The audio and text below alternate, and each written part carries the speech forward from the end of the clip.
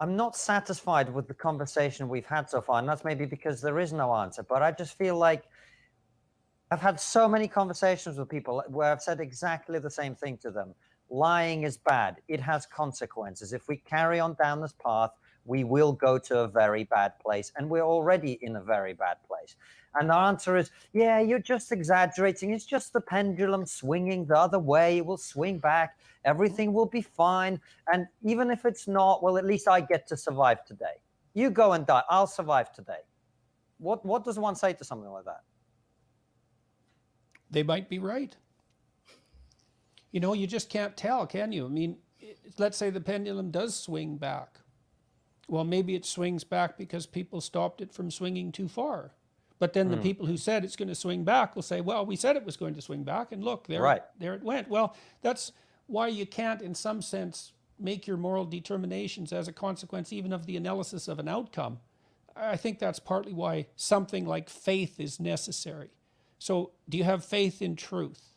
Well, prove to me that truth is the best path. Well, I can't. That's not provable, and for exactly the reasons that you just laid out. It's a decision you make at some point.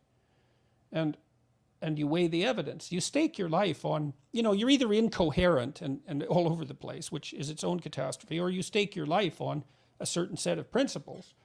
You do that, you have to do one of those two things. You're either incoherent or you're coherent. If you're coherent, you stake your existence on some axiomatic principles. They're basically axioms of faith.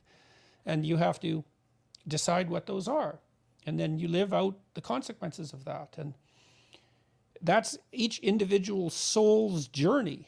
And I'm not even sure you can convince people in some sense. I mean, you can talk to people and you can tell them what you think and you can let them make up their own mind. It's one thing I learned as a therapist, and I watch therapists on TV all the time. They're always telling their clients what to do. I didn't tell my clients what to do. I didn't know what the hell they should do. I mean, they were different people than me.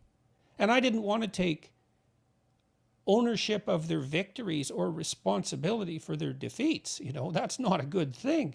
And so I was always trying to help them figure out what they should do. And, you know, insofar I think as I've been successful in my lecturing capability, that's because I'm doing that for the people I'm talking to. I'm not saying you have to believe this, you know, it's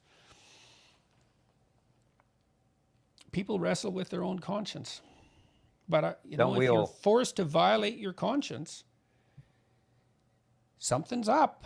Either your conscience is malfunctioning or the thing that's forcing you to violate it is becoming tyrannical. What are the other options?